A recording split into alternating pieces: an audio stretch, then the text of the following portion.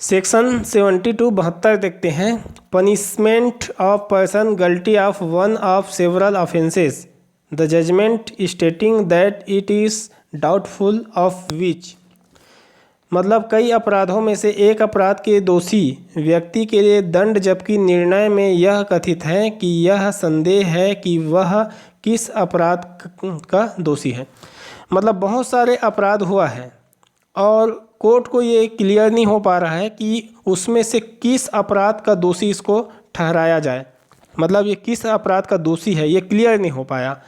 तो बहुत सारे अपराध है उसमें से, तो फिर ये जो है जिसमें कम से कम दंड उपबंधित हो, जितने अपराध उसमें से संदेह है उसमें से जो सबसे कम दंड वाला जो अपराध है उसी से इसको अपराध दंडित किया जाएगा। ये ऐसा इसलिए है क्योंकि हो सकता है कि इसने सबसे कम अपराध वाले को किया हो और संदेह के आधार पर यदि सबसे ज़्यादा दंड वाले अपराध को इस पर थोप दिया जाए तो इसको छोटा अपराध से किया है और बड़ा अपराध का दंड मिल जाएगा। इसलिए सबसे छोटा, जब संदेह है तब सबसे छोटा वाला जो अपराध का दंड है वही इसको मिलेगा। उसके बाद है 73 सोलिटरी कन्फाइनमेंट, मतलब एकांत परिरोध। एकांत परिरोध का मतलब क्या होता है? एक व्यक्ति को, अपराधी को एक जगह अकेला उसको कारावास देना। ये तब किया जाता है जब कोई अपराधी बहुत ही खतरनाक हो और ऐसा भय हो कि इसको किसी और अपराधियों के साथ रखेंगे तो उसको नुकसान पहुंचा सकता है। इस प्रकार से कोर्ट को यदि लगता है तो ऐसे कारावास दे सकते हैं। ठीक है, तो ऐसे में जब कठिन कारावास दंडादिष्ट हो तो मतलब रिगोरियस कारावास उसको अगर मिला हो तो तब उसको एकांत परिरोध में रखा जाता है। और एक या अधिक जगहों में तो उसको एकांत परिरोध कैसे रख सकते हैं? एक जगह में कोई जगह छुपा के भी रख सकते हैं या एक से अलग अलग जगह में भी रख सकते हैं और उसको अधिकतम 3 माह तक रख सकते हैं। 3 माह से ज़्यादा तक एकांत परिरोध नहीं किया जा सकता किसी भी अपराधी को। अब देखिए, कारावास जो है कितना मिला हो तो कितना परिरोध, एकांत परिरोध हो सकता है। यदि 6 माह तक का उसको कारावास मिला है तो उस 6 माह में 1 माह से ज़्यादा परिरोध नहीं होगा, एकांत परिरोध नहीं होगा।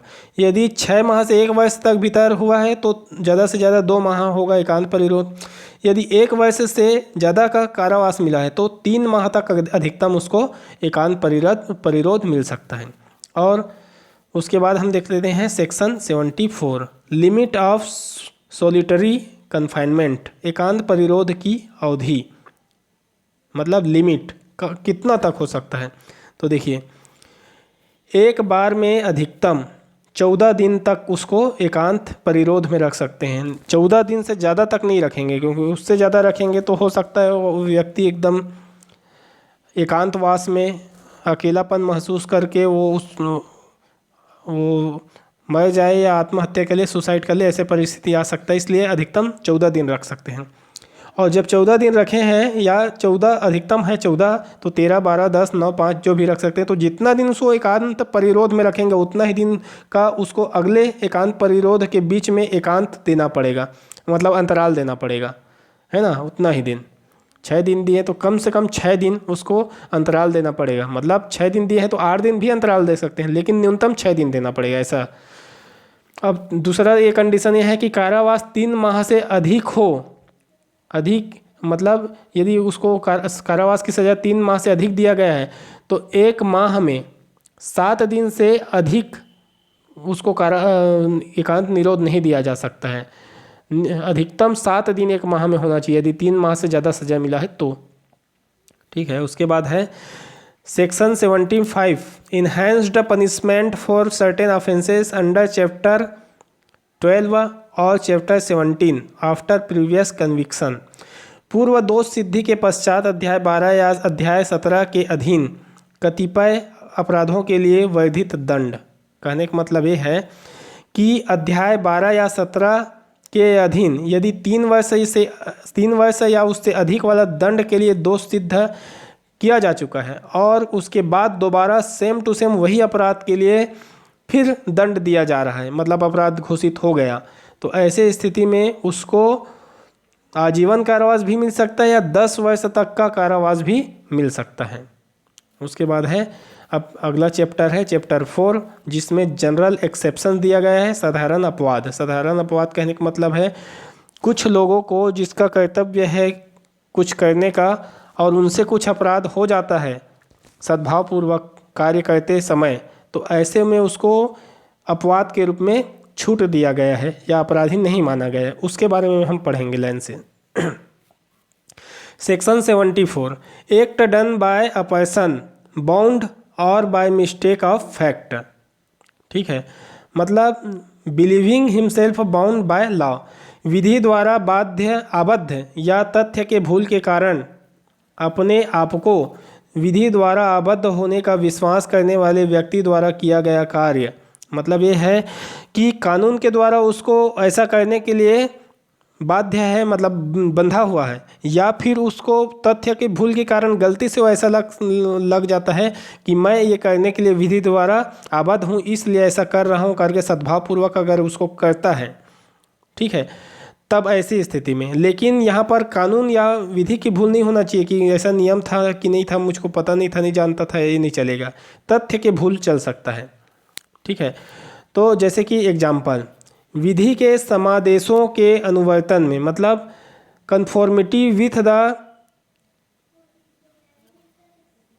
कॉमनल ऑफ द लॉ, वरिष्ठ ऑफिसर के आदेश पर जो कनिष्ठ अधिकारी सैनिक जो भी है उसने गोली चला दिया, किस पर? भीड़ पर, मोब पर।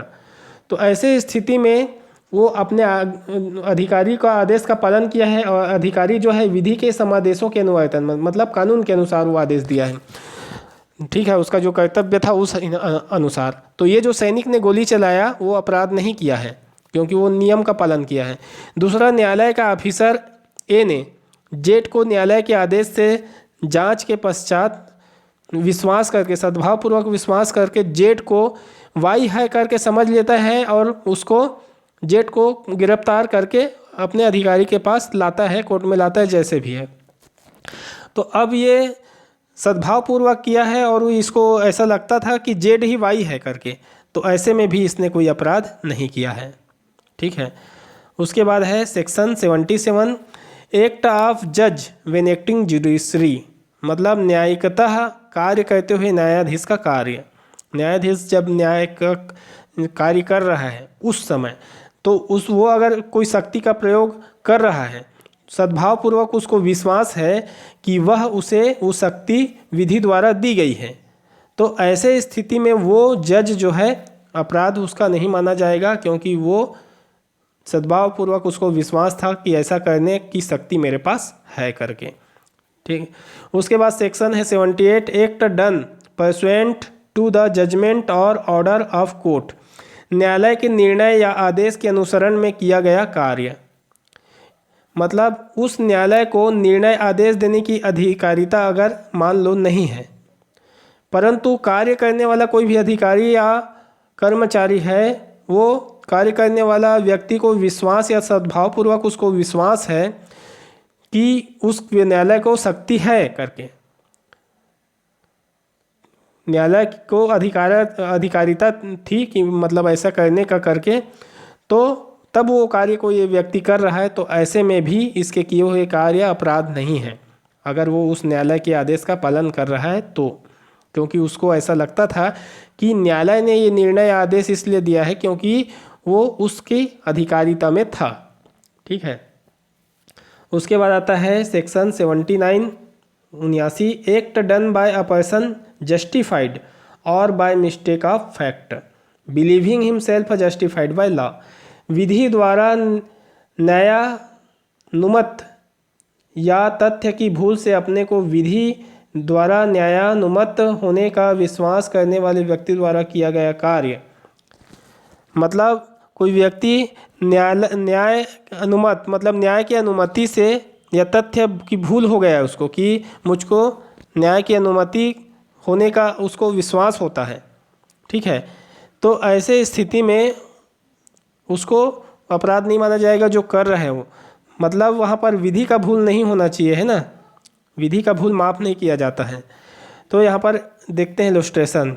ए ने जेड को देखकर, ए जो था जेड को देखा तो उसको ऐसा प्रतीत हुआ कि जेड जो है किसी का हत्या कर रहा है। तो उसने क्या किया, जेड को अभिगृहित किया, मतलब पकड़ लिया और अपने प्राधिकारियों के समक्ष लाता है ना, कि ये उसको प्रतीत होता है कि किसी का हत्या कर रहा है। ऐसी स्थिति में उसका कर्तव्य है कि उसको पकड़े ताकि हत्या मत हो पाए। तो पकड़ के अपने अधिकारियों के पास लाता है। लेकिन बाद में ये पता चल जाता है कि वो जो था जेड, वो सेल्फ डिफेंस में जो भी कार्य कर रहा था वो सेल्फ डिफेंस में हो रहा था, वो किसी का हत्या करने का प्रयास नहीं कर रहा था। तो ऐसे स्थिति में क्योंकि उसने सद्भावपूर्वक विश्वास से उसको पकड़ा था, तो ऐसे स्थिति में भी ए ने कोई अपराध नहीं किया है। उसके बाद है 80 section 80 accident in doing a lawful act, विधिपूर्ण कार्य करने में दुर्घटना या कार्य करते समय दुर्घटना। देखिए, जब कोई काम कर रहा है कोई भी और दुर्घटना हो गया, दुर्घटनावश या दुर्भाग्यवश या बिना आपराधिक आशय या बिना विधि मतलब विधिपूर्ण या फिर बिना विधि के को इग्नोर किए या फिर विधिपूर्ण साधन को अपना के या पूरा सतर्कता और पूरी सावधानी से यदि कोई कार्य वो कर रहा हो, तब यदि फिर भी कोई हो जाए दुर्घटना और कुछ घटना हो जाए, अपराध हो जाए, तब उसको अपराधी नहीं माना जाएगा। देखिए इसका देखते हैं, इलस्ट्रेशन देखते हैं। ये जो था वो कुल्हाड़ी से, यहाँ पर आम आदमी और ऑफिसर कोई भी आ सकता है। देखिए ए ने कुल्हाड़ी से काम कर रहा था, काट रहा था मान लो लकड़ी को, कुल्हाड़ी उछल कर सामने वाले व्यक्ति को पड़ जाता है और उस व्यक्ति का वहाँ पर मृत्यु हो जाता है।